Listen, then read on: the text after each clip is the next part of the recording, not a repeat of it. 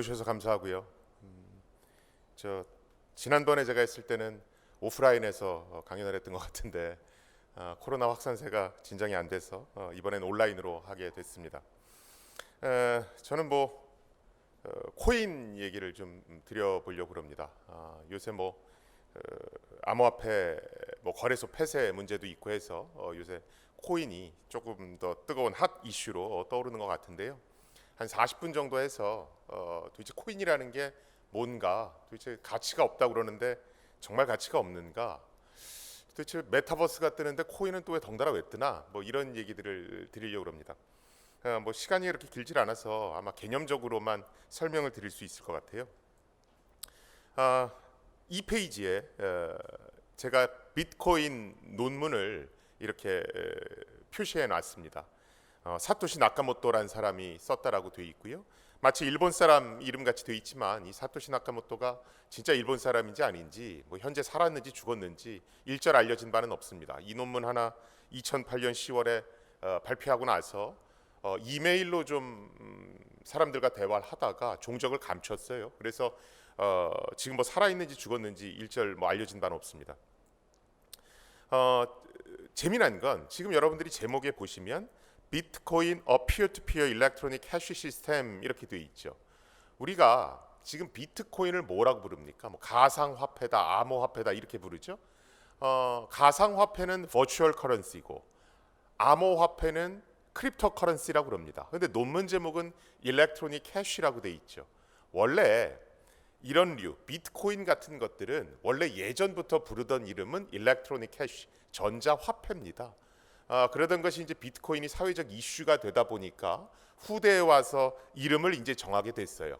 그러면서 가상화폐, 암호화폐 이런 용어들이 나온 겁니다. 그래서 여러분들이 인터넷으로 가상화폐, 암호화폐라고 검색을 해보시면 그닥 그렇게 많은 자료가 나오지는 않습니다. 이제 일렉트로닉 캐시라는 키워드를 같이 놓고 검색을 하셔야 이제 옛날 자료들부터 쭉 나오게 되죠. 2008년 10월에 사토시 나카모토가 지금 여러분들이 보시는 저 논문, 비트코인 논문을 세상에 제안을 했고요. 실제 저게 소프트웨어로 만들어져서 돌아가기 시작한 건 2009년 1월입니다. 그리고 비트코인을 가지고 처음 물건을 구매한 것, 이것은 2010년 5월입니다. 2010년 5월 22일 날 뭘 샀을까요? 피자 두 판을 샀습니다. 1만 비트코인을 가지고 피자 두 판을 샀죠. 그렇죠? 지금 1비트코인이 얼마 정도 됩니까? 한 5천만 원 정도 하죠. 5천만 원 곱하기 만 한 돈으로 피자 두 판을 산 겁니다. 그래서 보통 이제 암호화폐 하는 사람들은 5월 22일을 피자 데이라고 얘기해서 자기들끼리 피자 돌리고 이렇게 먹고 이렇습니다. 제가 이제 강의를 하면 제일 많이 주시는 질문 중에 하나가 암호화폐 비트코인의 가격이 도대체 얼마까지 오르겠습니까? 지금 매수를 해야 됩니까? 매도를 해야 됩니까? 이런 질문들을 많이 주세요. 근데 사실 제가 경제 전문가도 아니고 투자 전문가가 아니기 때문에 이게 과연 얼마까지 오르고 얼마가 적정선일까, 이걸 딱히 저도 모릅니다. 물론 저도 암호화폐 투자를 하지만요. 근데 이제 제가 확실히 말씀드릴 수 있는 건 비트코인은 없어지더라도 암호화폐는 절대로 사라지지 않는다. 이 얘기는 제가 확실하게 말씀드릴 수가 있습니다. 왜 그러냐면 많은 분들이 비트코인이 최초의 암호화폐다 이렇게 말씀들 많이 하세요. 그런데 그건 틀린 얘기고요. 실제 암호화폐의 역사는 생각보다 굉장히 오래됐습니다. 그래서 최초의 암호화폐는 비트코인이 나오기 26년 전인 1982년도에 나왔습니다. 지금 여러분들이 3페이지 화면에 보시는 게 그 암호화폐를 세계 최초로 제안한 논문입니다. 저기 이렇게 턱수염 나신 분이 이제 데이빗 차움이라고 그래서 굉장히 유명한 암호학자고요. 저분은 정말 좋은 논문을 많이 썼습니다. 그런데 그 논문들의 대부분이 뭐냐면 어떻게 하면 사이버 공간에서 사용자의 프라이버시를 지킬 수 있을까, 그런 것들과 관련한 논문들입니다. 그래서 저 데이빗 차움 박사를 뭐라고도 얘기하냐면 프라이버시 보호의 아버지 이렇게도 얘기합니다. 자, 저 프라이버시 보호의 아버지라고 일컬어지는 사람이 왜 암호화폐를 만들었는가? 우리가 현실 세계에서 물건을 사고 대금을 지불하는 방법은 두 가지가 있습니다. 하나는 현찰로 지불하는 거, 또 하나는 신용카드로 지불하는 거. 현찰로 지불하면 들고 다니기가 불편해서 그렇지 내가 어디서 얼마를 썼는지는 추적되지 않습니다. 근데 신용카드로 지불하면 쓰기는 편한데 내가 어디서 얼마를 썼는지가 다 추적되죠. 근데 여러분들이 인터넷 공간을 잘 보시면 인터넷 쇼핑몰에서 물건 사고 대금 지불하는 방법은 신용카드밖에는 없습니다. 그 얘기는 인터넷 쇼핑몰에서 내가 물건을 살 때는 어디서 얼마를 썼는지 다 추적된다는 얘기와 똑같습니다. 이게 일종의 프라이버시 침해라고 본 겁니다. 그래서 이 사람은 암호화폐를 만들었습니다. 사이버 공간에서도 현찰처럼 쓸 수 있는 무언가가 필요하다. 그래서 논문 제목이 Untraceable Payment, 즉 추적당하지 않는 결제 시스템이죠. 그렇죠? 그래서 암호화폐의 존재의 이유는 무엇인가? 딱 하나입니다. 추적당하지 않는다. 사이버 공간의 현찰이다. 그렇죠? 그런데 내가 어디서 얼마를 썼는지 감추고 싶은 것, 이것은 인간 본연의 욕구잖아요. 그렇죠? 이 욕구가 사라지지 않는 한 암호화폐는 절대로 없어지지 않습니다. 이분은 실제로 1990년대에 디지캐시라고 하는 회사도 차렸습니다. 그런데 망했죠. 왜 그러냐면 시대를 너무 앞서가니까 망한 겁니다. 비트코인은 시대를 잘 타고 나서 지금 사람들의 주목을 받는 겁니다. 왜 시대를 잘 타고 났을까요? 비트코인의 가격이 막 상승하던 것이 2014년, 15년, 16년 이때입니다. 그렇죠? 그래서 그때 한번 탄력을 받고 나서 지금 계속 우상향으로 오르고 있죠. 물론 단기적으로 떨어질 때는 있지만 전반적으로 보면 계속 우상향으로 올라가고 있습니다. 자, 그럼 2014년, 15년, 16년에 왜 비트코인의 가격이 올랐는가? 그 시기가 어떤 때냐면 중국의 신흥부자들이 많이 나올 때입니다. 중국이 시장을 개방하면서 신흥부자들이 많이 나올 때예요. 그래서 2015년, 16년에 중국에 있는 백만장자 수를 조사해 봤습니다. 근데 중국에 있는 백만장자 수가 미국에 있는 백만장자의 수를 넘어섰어요. 추월한 거죠. 그렇죠? 그 정도로 중국의 돈이 넘치던 시기입니다. 자, 이렇게 돈이 넘치니까 뭘 하고 싶겠습니까? 외국에다가 부동산 투자를 하고 싶죠. 근데 돈을 위안화를 그냥 가져 나가면 정부의 통제를 받습니다. 자식들한테 물려주고 싶은데 그냥 물려주면 세금 내야 되죠. 그렇죠? 그래서 위안화를 비트코인으로 바꿔서 미국으로 가져가서 미국에서 달러로 바꿔서 부동산 투자를 하는 겁니다. 위안화를 비트코인으로 바꿔서 자식들한테 물려주는 겁니다. 그래서 세금 안 내시는 분들이 가끔 잡히면 비트코인을 몇백억 원어치를 가지고 있었다, 뭐 이런 기사들이 나죠. 그게 바로 그 이유입니다. 왜 정부는 암호화폐를 싫어하는가? 암호화폐의 본질적인 목표가, 추구하는 목표가 익명성이라서 그렇습니다. 정부는 당연히 싫어하죠. 그래서 항상 대립각을 세울 수밖에 없는 겁니다. 자, 그런데 이 암호화폐라는 게 생각보다 만들기가 어렵습니다. 왜 그러냐면 우리가 5만 원권 같은 경우도 잘 보시면 이걸 칼라 복사기를 복사해서 쓰는 사람들이 심심치 않게 나와요. 그래서 5만 원권을 보면 각종 홀로그램 장치, 즉 복사 방지 장치들이 있습니다. 근데 암호화폐는 이게 컴퓨터 속에서 돌아가는 일렉트로닉 캐시죠. 즉 디지털 정보로 이루어진 화폐입니다. 무슨 뜻이냐면 디지털 정보로 이루어졌기 때문에 복사가 굉장히 쉽다는 얘기랑 똑같습니다. 복사를 했는데 원본하고 복사본이 똑같은 거예요. 자, 그 얘기는 내가 1비트코인을 사서 10번 복사하면 10비트코인이 되는 겁니다. 자, 이렇게 복사해서 위패를 만드는 걸 어떻게 차단할 수 있는가? 그게 암호화폐를 만들 때 굉장히 중요한 기술적 요소 중에 하나입니다. 데이비드 차원 박사는 이걸 어떻게 했냐면 우리 신용카드 쓸 때 이 신용카드가 받아도 되는 건지 아닌지를 누가 컨트롤합니까? 누가 그걸 알려주죠? 카드 회사가 알려주죠. 우리가 상점에다가 신용카드를 딱 주면 그걸 포스 단말기에 긁습니다. 그럼 카드 정보가 카드사로 날아가죠. 그래서 이게 블랙리스트에 오른 카드인지 아닌지를 판단합니다.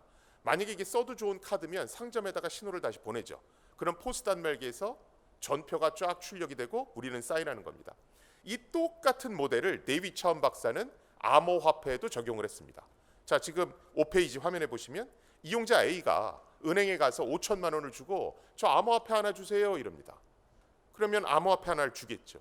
자, 이걸 써야 되잖아요. 그래서 인터넷 쇼핑몰에 갔습니다. X라고 하는 인터넷 쇼핑몰에 가서 물건을 삽니다. 그리고 암호화폐로 지불하는 거예요. 그럼 상점은 이 암호화폐가 복사해서 쓰는 가짜 돈인지 아니면 진짜 돈인지 확인을 해야 됩니다. 그래서 어떻게 하냐면 암호화폐에 붙여진 일련 번호를 확인합니다. 보니까 1477번이라고 되어 있네요. 그러면 은행에다 물어보는 겁니다. 제가 지금 1477번 화폐를 받았는데 이게 과거에 사용된 이력이 있습니까? 아니면 처음 쓰는 겁니까? 그럼 은행은 자기가 갖고 있는 데이터베이스를 확인해서 사용 이력을 추적합니다. 만약에 이게 과거에 사용된 적이 없는 처음 쓰는 코인이면 상점에다 얘기해 주죠. 이거 처음 쓰는 거니까 받으셔도 좋습니다. 그럼 상점은 그걸 받고 물건을 배송해 줍니다. 이게 오리지널 암호화폐의 동작 원리입니다. 제가 이걸 설명드리면 아니 그럼 일련 번호를 추적하면 어떤 사용자가 어디서 얼마를 썼는지 다 추적할 수 있는 거 아닙니까? 이런 질문 주세요. 그런데 온라인 쇼핑몰은 기본적으로 비대면 거래이기 때문에 사용자 아이디와 그 사람이 쓴 코인의 일련 번호만 나타납니다. 아이디를 실명 확인하기 전까지는 누가 썼는지 알 수가 없죠. 또 이 아이디라고 하는 건 언제든 바꿀 수 있기 때문에 익명성이 보장됩니다. 그런데 문제는 비트코인이 나온 2008년에는 리만 브러더스 사태가 있었습니다. 미국의 대형은행인 리만 브러더스가 파생 상품을 막 남발하다가 결국은 글로벌 금융위기를 불러왔죠. 그래서 사토시 나카모토는 은행에 대해서 굉장한 불신을 가지고 있었어요. 실제로 본인의 논문에서 은행은 우리의 돈을 안전하게 보관하고 관리해줘야 하는데 그들은 무분별한 대출로 본인의 입속만 채우고 신용 버블을 유발했다. 그래서 금융위기를 초래했다. 그래서 은행에 대한 엄청난 적개심을 가지고 있었습니다. 그래서 사토시 나카모토는 암호화폐를 만들 때 이 신뢰할 수 없는 은행을 배제시키고 싶어 해요. 자, 그럼 지금 그림에서 은행이 지워져 있습니다. 그렇죠? 은행이 지워지면, 즉 은행이 없으면 어떤 일이 벌어집니까? 누군가는 복사해서 쓰는 위패, 가짜 돈을 잡아줘야 되는데 은행이 사라지면 가짜 돈을 잡아주는 게 없어지죠. 그렇죠? 가짜 돈을 잡아주는 기관이 사라지게 됩니다. 그렇죠? 은행이 없는 상태에서 복사해서 쓰는 가짜 돈을 잡아주는 기술, 그걸 우리는 블록체인이라고 부릅니다. 제가 이 말씀을 드리는 이유는 아까 제가 비트코인이 최초의 암호화폐가 아니라고 그랬죠. 그렇죠? 또 그것 외에 많은 분들이 또 하나 잘못 아시고 계신 것 중에 하나가 블록체인 그거는요 암호화폐 만들려면 꼭 있어야 되는 거 아닌가요? 이런 질문을 많이 주세요. 그렇지는 않습니다.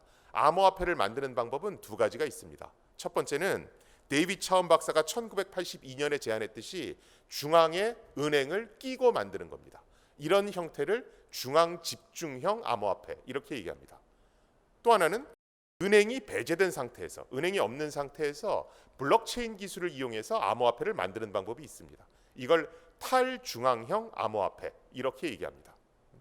그래서 저같이 암호화폐나 블록체인 연구하는 사람들이 이거는 세금 낭비 사업입니다라고 맹렬하게 비난하는 사업 중에 하나가 지자체가 발행하는 코인 사업들입니다. 무슨 코인, 무슨 코인 이런 것들. 왜? 지자체가 발행하는 코인들은 대부분 은행을 끼고 만듭니다. 은행을 끼고 만들기 때문에 블록체인을 이용해서 굳이 만들 필요가 없습니다. 돈만 더 드는 거죠.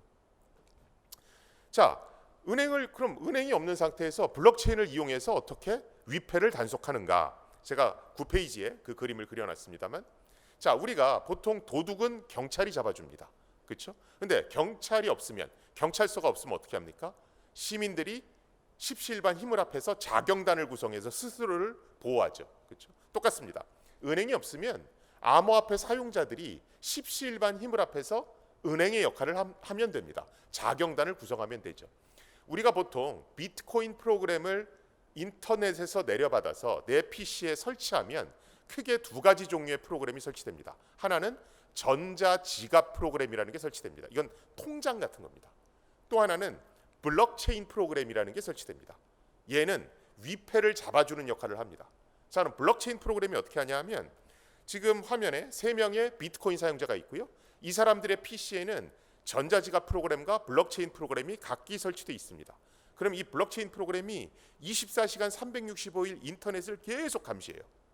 계속 감시하면서 사용된 화폐 일련 번호와 그 사람의 아이디를 자기 PC에 있는 파일, 장부에다가 기록해 놓는 겁니다.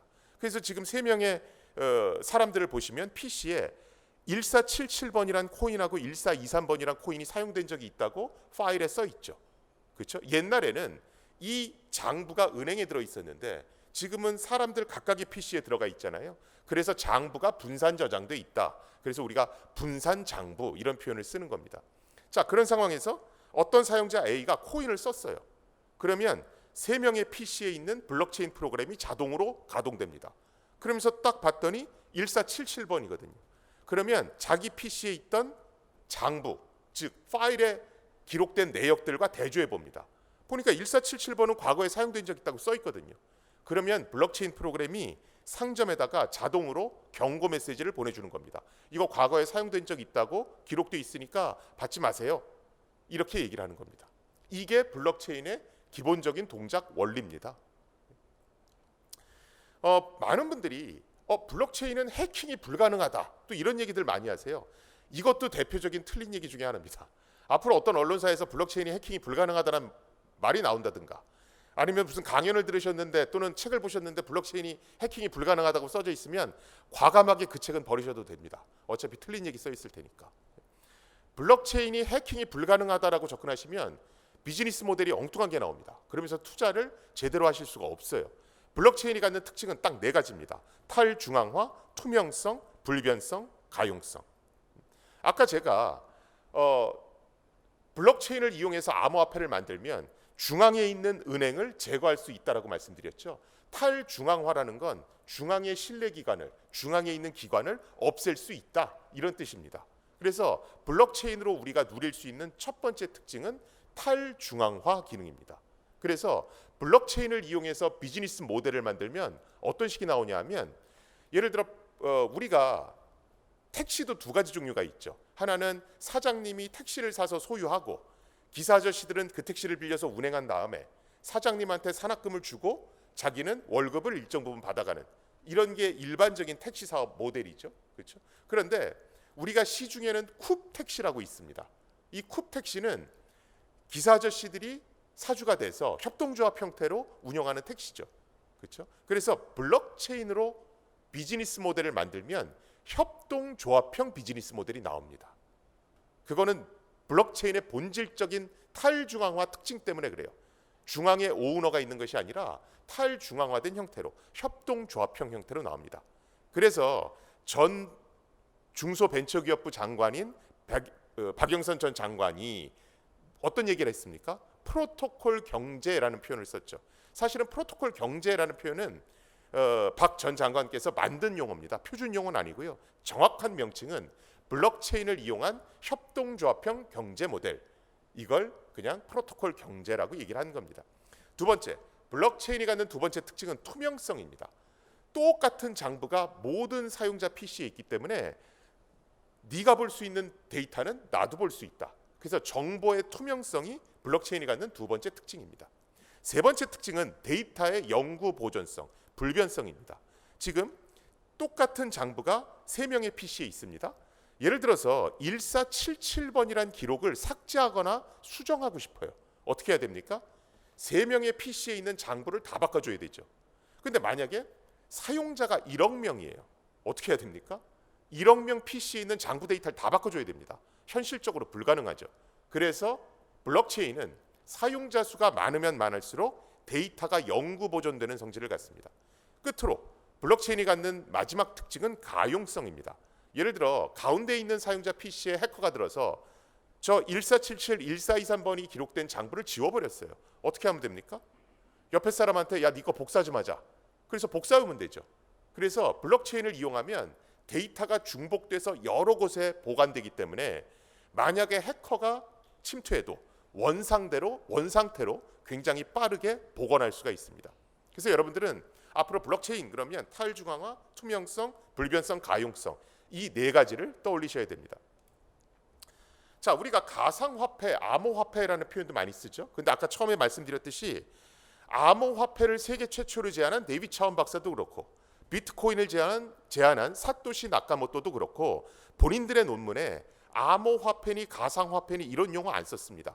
일렉트로닉 캐시라는 표현을 썼죠. 전자화폐라는 표현을 쓴 겁니다. 그런데 비트코인이 사회적 이슈가 되니까 후대에 들어와서 가상화폐니 암호화폐니 이런 용어를 만들게 됐죠. 지금 우리가 쓰는 용어는 크게 세 가지입니다. CBDC, 그래서 Central Bank Digital Currency, 이런 용어가 하나 있고요. 또 가상화폐라고 하는 Virtual Currency라는 용어가 있고요. 그 다음에 암호화폐, 그런 크립토 커런시라고 하는 용어가 있습니다. 일단 일렉트로닉 캐시, 전자화폐는 정부가 만들었느냐 민간 기업이 만들었느냐에 따라서 나눠집니다. 정부가 만들었으면 그걸 무조건 CBDC라고 얘기합니다. Central Bank Digital Currency. 중앙은행이 만들었기 때문에 법적 구속력을 갖습니다. 우리가 쓰고 있는 화폐와 1대1로 교환되는 특성을 갖습니다. 민간 기업 또는 민간 단체가 만들면 그것을 가상화폐 또는 암호화폐 이렇게 얘기합니다. 얘네들은 법적 효력을 부여받지는 않습니다. 단 그 기업이 갖고 있는 약관에 따라서 가치를 부여받죠. 예를 들어서 우리가 싸이월드에서 썼던 도토리, 이건 법적 효력이 있는 건 아니죠. 약관에 따라서 가치를 부여받는 거죠. 그렇죠? 당연히 암호화폐가 가치를 부여받으려면 그 커뮤니티에 참여하는 구성원의 수가 많아야 되죠. 왜? 약관을 따르는 구성원의 수가 많다는 얘기니까. 그렇죠? 자, 민간 기업이 만든 일렉트로닉 캐시는 중앙 집중형 모델로 만들었으면 가상화폐라고 얘기합니다. 데이빗 차움 박사가 만든 오리지널 모델, 즉 은행을 끼고 암호화폐, 일렉트로닉 캐시를 만들었을 경우에 우리가 그것을 가상화폐 이렇게 얘기합니다. 그런데 은행이 없는 상태에서, 배제된 상태에서 블록체인을 이용해서 만들면 그것을 우리가 암호화폐, 크립토 커런시 이렇게 얘기하는 겁니다. 이제 대충 용어의 정리는 되셨죠? 사실 우리 은행들이, 우리 정부 은행들이 암호화폐, 일렉트로닉 캐시에 대해서 관심이 없다가 요새 무슨 여러 가지 암호화폐에 대해서 투자를 많이 한다라고 얘기를 해요. 이게 왜 그러냐면 중국 때문에 그렇습니다. 중국이 디지털 위안화를 발행한다, CBDC를 발행한다 이렇게 얘기를 하고 있죠. 자, 중국 시장이 개방되고 나서 중국의 관광객들이 우리 명동으로 쏟아져 들어올 때 아주 크게 타격을 받은 부서가 있습니다. 어디입니까? 카드사죠. 카드사의 수수료가 확 줄었습니다. 왜 그렇습니까? BC카드 뭐 이런 걸 써야 되는데 중국 사람들이 자기네들 카드를 갖고 들어오는 거예요. 유니온페이 뭐 이런 거. 그렇죠? 그러니까 수수료를 내질 않죠. 그렇죠? 자, 그런데 중국이 디지털 위안화를 만들었습니다. 그걸 스마트폰에 담아서 명동에 갖고 들어와요. 그 다음에 물건값을 물어본 다음에 이거 디지털 위안화로 내면 안 돼요? 이거 중국 돈하고 똑같은데? 그럼 상인들이 그걸 안 받겠냔 말이죠. 받거든요. 그러면 우리의 어떤 외환거래법이라든가 우리의 통화당국 정책에 잡히지 않는 돈들이 유통되기 시작하는 겁니다. 거기다 중국은 굉장히 많은 한국 인터넷 기업들, 특히나 게임 업체들에 투자를 하고 있죠. 거기서 게임머니 대신에 디지털 위안화를 쓰기 시작하면 이게 막 퍼져되기 시작을 하는 겁니다. 그걸 과연 컨트롤할 수 있을 것인가? 그런 것들 때문에 미국이든 우리나라든 과연 CBDC의 파괴력이 어디까지 될 것인가? 기존의 블록체인과의 연동성은 어떻게 될 것인가? 이런 것들을 연구하고 있는 겁니다. 알트코인이라는 표현 또 많이 씁니다. 알트코인은 얼터네이티브 코인의 줄임말이고요. 우리나라 말로는 뭐 잡코인 뭐 이렇게도 얘기하죠. 비트코인을 제외한 나머지 모든 코인을 일컫는다라고 보시면 됩니다. 2018년 3월에 전 세계에 1523개의 코인이 있었습니다. 그런데 올해 2021년 5월에 10,000개를 돌파했죠. 이 1만 개의 코인이 다 의미가 있을 수는 없겠죠. 사실은 한 1등부터 50등까지는 그래도 이건 기술적으로 의미가 있다, 뭐 이렇게 볼 수가 있습니다. 근데 나머지 코인들은 이건 도대체 왜 나왔을까? 고개를 갸우뚱하게 하는 코인들이 사실은 더 많습니다. 그래서 투자에 주의하십시오, 투자에 주의하십시오 이런 얘기를 계속해서 하는 겁니다. 많은 분들이 암호화폐는 가치가 없다, 저런 아무짝에도 쓸모가 없는 걸 왜 하지? 저는 아주 조금 거기에 동의를 합니다. 전적으로 동의하는 건 아닙니다. 그런데 보통 그렇게 말씀하시는 분들은 왜 그러냐면 1만 개의 암호화폐 중에서 비트코인만 보셨기 때문에 그렇습니다. 비트코인을 만든 사토시 나카모토는 정말로 화폐를 만들고 싶어 했어요. 중앙의 통제를 안 받는 그런 화폐를 만들고 싶어 했습니다. 블록체인은 사실은 그렇게 관심은 없었어요. 블록체인은 사토시 나카모토가 만든 기술도 아닙니다. 그 이전에 이미 발표됐던 기술이고요. 그 이전에 발표됐던 블록체인이라는 기술을 이용해서 그냥 은행을 배제시키고 싶어 했을 뿐이지 블록체인 자체에 그렇게 큰 관심이 있지는 않았습니다. 그런데 화폐로서의 성질보다 블록체인 자체에 엄청난 관심을 가진 사람이 등장했습니다. 그 사람이 비탈릭 부테린이라고 하는 러시아계 캐나다인입니다. 이 친구가 지금 화면에 보시는 저 에틴 소년입니다. 저 소년이 2013년에 이더리움이라고 하는 세계 두 번째 암호화폐를 만듭니다. 얘는 이 비탈릭 부테린은 무슨 생각을 했냐면, 아니 블록체인이 저런 좋은 성질들, 탈중앙성, 투명성, 가용성, 영구보존성의 성질이 있는데 왜 저기 암호화폐 일련 번호들만 기록을 해야 되지? 왜 거래 기록만 기록을 해야 되지? 조금 더 의미 있는 걸 저장할 수는 없을까? 이 생각을 합니다. 그래서 얘는 어떤 생각을 했냐면, 거기다가 프로그램 코드를 저장하면 어떻게 될까? 이 생각을 해요. 소프트웨어 자체를 블록체인에 저장하면 무슨 일이 벌어질까? 이 생각을 합니다. 블록체인에 저장된 소프트웨어를 우리가 스마트 컨트랙트, 스마트 계약 이렇게 얘기합니다. 자, 블록체인에 프로그램이 등록되면 어떤 일이 벌어질까요? 블록체인은 투명한 성질을 갖고 있기 때문에 블록체인을 깐 사용자들은 블록체인에 등록된 프로그램을 다 들여다볼 수 있습니다. 두 번째로, 블록체인에 등록된 데이터는 삭제하거나 수정하는 게 불가능하다고 그랬죠. 블록체인에 프로그램을 등록하면 삭제하거나 수정하는 게 불가능해집니다. 자, 그럼 그런 걸 갖고 뭘 만들 수 있느냐? 2017년에 엑시움 제인이라는 회사가 크립토 키티라고 하는 게임을 만들었습니다. 이것은 고양이 아이템을 암호화폐를 주고 사서 잘 키웁니다. 먹이도 주고 운동도 해서 잘 키워요. 성년이 되면 짝을 지어줍니다. 새끼가 태어나겠죠? 그 새끼가 희귀족이 태어나오면 비싼 돈 주고 파는 겁니다. $10,000짜리 고양이 아이템이 넘쳐났고요. $100,000짜리도 있었습니다. 경제학자들이 이 크립토 키티라는 게임을 분석할 때 $40,000,000에 달한다라고 분석을 했습니다. 왜 그런 가치를 부여받았을까요? 요새 게임들 많이 하죠, 그렇죠? 그런데 게임 앱을 내려받을 때는 공짜입니다. 뭐로 돈을 벌죠? 아이템으로 돈을 벌죠, 그렇죠? 리니지의 게임 아이템들 몇 천만 원, 몇 백만 원 합니다, 그렇죠? 자, 그런데 이 게임 아이템들은 어디 저장됩니까? 여러분들 스마트폰에 저장되나요? 아니면 여러분들 PC에 저장되나요? 게임 회사 중앙 서버에 저장되죠. 그 얘기는 게임 회사가 망하거나 게임 회사가 해킹을 당해서 중앙 서버가 털리면 그 아이템은 사라진다는 얘기와 똑같습니다. 지금 여러분들이 보시는 고양이 게임 크립토 키티는 게임 회사의 중앙 서버에서 동작하는 게 아니고 블록체인상에 등록되어 있습니다. 게임 회사가 해킹을 당하거나 망해도 저 아이템은 영원히 동작합니다. 내가 죽을 때까지 동작하고 자손대대로 물려줄 수 있습니다. 아이템이 재산이 되는 거죠, 그렇죠? 그래서 사람들이 투자하기 시작하는 겁니다. 이런 형태의 앱들을 DApp이라고 얘기합니다. Decentralized App, 탈중앙화된 앱. 이더리움이 있고요. 이더리움에 블록체인이 있습니다. 그런데 이 블록체인은 어떤 특징이 있냐면 화폐 거래 기록뿐만이 아니라 프로그램도 등록할 수 있는 그런 특징을 가집니다. 그러니까 사람들이 어떻게 하냐면 각종 디센트럴라이즈드 앱들을 만들어서 이더리움 블록체인에다가 막 등록시키는 거예요. 이더리움이 마치 뭐와 같습니까? 애플의 앱스토어와 똑같죠, 그렇죠? 그래서 이더리움을 암호화폐계의 애플이다라고 얘기하는 겁니다. 앱스토어가 경제적인 가치가 있다라면 이더리움도 경제적인 가치가 있는 겁니다. 애플의 앱스토어가 기술적 가치가 있다라면 이더리움의 스마트 컨트랙트 블록체인도 기술적 가치가 있는 겁니다. 그래서 저는 암호화폐가 기술적 가치가 없다는 말에는 사실은 동의하지 않습니다. 실제로 뎁 레이더라고 해서 우리가 앱 하나 만들어도 팔자를 고치잖아요.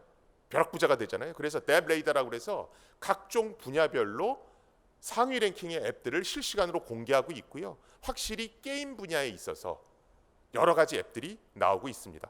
요새 NFT 뭐 이런 얘기 많이 하죠. 그런 것들도 전부 다 이더리움 블록체인상에 등록된 뎁 같은 것들이라고 보시면 됩니다. 그래서 NFT가 폭발력이 강하면 이더리움도 그만한 폭발력을 가지고 있는 겁니다.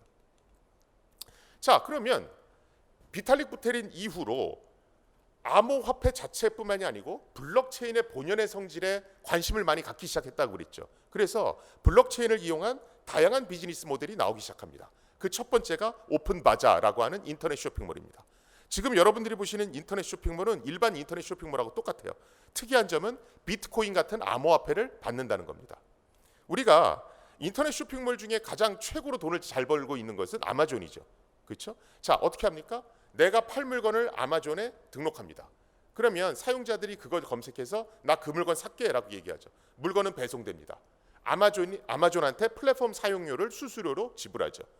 그 다음에 물건 값을 신용카드로 지불합니다. 또 신용카드 회사에 수수료를 내죠. 그래서 이렇게 물건을 사고 파는 사람이 많아지면 많아질수록 플랫폼 기업인 아마존과 비자의 CEO와 주주들은 부자가 됩니다. 그렇죠? 이 아마존을 그대로 블록체인으로 옮긴 게 오픈바자입니다. 자, 내가 팔 물건을 블록체인에 올려놓습니다. 블록체인의 데이터는 투명하게 다 공개가 되죠. 누구든 다 볼 수 있어요. 그래서 내가 그 물건 살게 이렇게 얘기를 하는 겁니다. 블록체인에 허위 매물이 올라갈 수 있죠. 그런데 우리가 배달에 어쩌고 저쩌고 이런 배달 서비스에도 별점을 줘서 맛없는 음식은 가려내잖아요. 블록체인에 올라간 데이터들은 구성원들이 투표를 합니다. 그래서 별점을 줘서 허위 매물은 걸러낼 수가 있습니다. 제가 아까 구성원들이 공동으로 관리할 수 있다라고 말씀드렸잖아요. 그 다음에 그 물건의 대가는 비자 카드, 신용카드로 지불하는 게 아니라 암호화폐로 지불합니다. 물건값이 얼마야? 그랬더니 2비트코인이래요. 그래서 내가 갖고 있는 10개의 코인 중에서 2개의 코인을 상대방에게 줬습니다. 만약에 오픈바자가 대박을 쳤어요. 그래서 사용자들이 막 몰려듭니다. 어떤 일이 벌어집니까? 오픈바자에서 쓰는 비트코인의 가치가 상승하죠. 그러면 8개를 갖고 있는 나도 부자가 되고 2개를 갖고 있는 상대편도 부자가 됩니다. 즉 오픈바자를 이용하는 구성원, 암호화폐를 나눠 갖고 있는 모든 구성원들이 부자가 되는 거죠. 기존의 아마존 플랫폼 모델에서는 플랫폼 기업의 CEO와 주주들만 부자가 되는데 오픈바자 모델에서는 구성원 전체가 부자가 되는 겁니다. 그래서 협동조합형 경제 모델이라는 단어를 쓴 겁니다. 우버 수수료 엄청 많이 떼죠. 그래서 이스라엘 장관이 오면 우리는 블록체인판 우버가 있어요. 그게 바로 라주즈입니다. 블록체인을 이용해서 수수료를 없애버렸습니다. 요새 블로그 서비스 이거 대세죠. 저도 인터넷 블로그 서비스 한 10년 가까이 씁니다만, 근데 이게 되게 웃긴 게요. 글은 내가 쓰는데 돈은 N사와 D사가 벌죠. 그렇죠? 자, 더 웃긴 것은 내가 쓴 글이 그들 회사의 중앙 서버에 저장되기 때문에 그 회사들은 언제나 검열을 할 수 있습니다. 회사의 정책과 맞지 않으면 수정하거나 삭제를 요구할 수 있죠. 더 최악은 예를 들어서 이 회사들이 저는 9월 30일자로 서비스를 접습니다. 백업 받아가십시오. 그럼 이제 난리가 나는 거예요. 우리 이미 싸이월드에서 그런 경험을 했죠.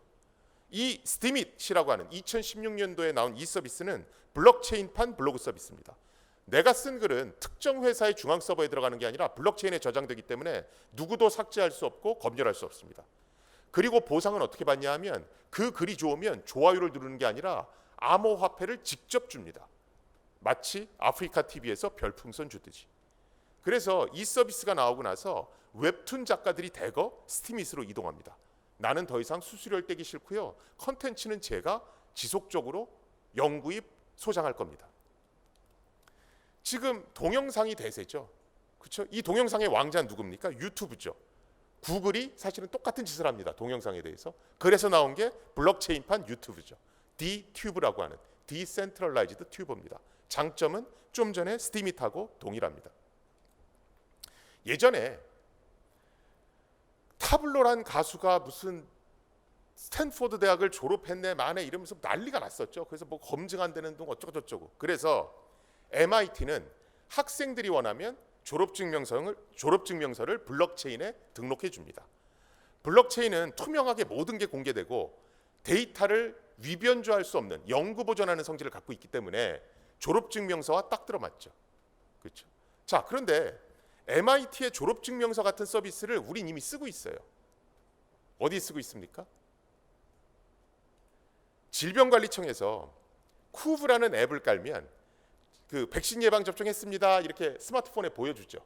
그런데 그것 깔 때 그 앞에 보시면 블록체인으로 데이터를 보호하고 있습니다. 이렇게 표시됩니다. 왜? 스마트폰에 그냥 예방 접종 증명서를 넣어주면 위변조할 수 있거든요.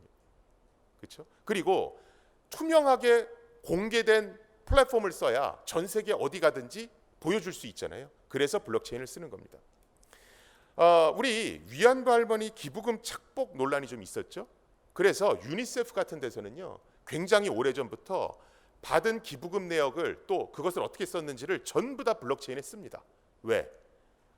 블록체인에 쓴 데이터는 사장이나 회장이 지시해도 삭제나 수정이 불가능하기 때문에 신뢰성을 담보할 수 있거든요. 요새 메타버스 아주 화제입니다. 메타버스의 1등 기업은 로블록스죠. 그렇죠?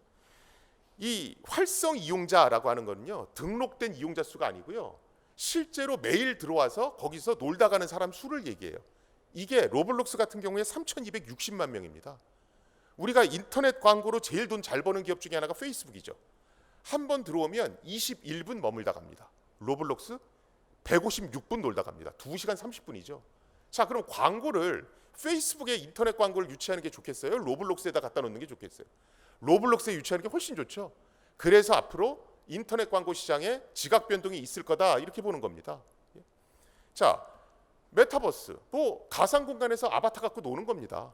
그래서 올 초에 모 대학이, 요새 코로나 때문에 애들이 못 모이니까 모 대학이 운동장을 가상 공간에 만들어 놓고 너희들 여기 모여 이랬죠.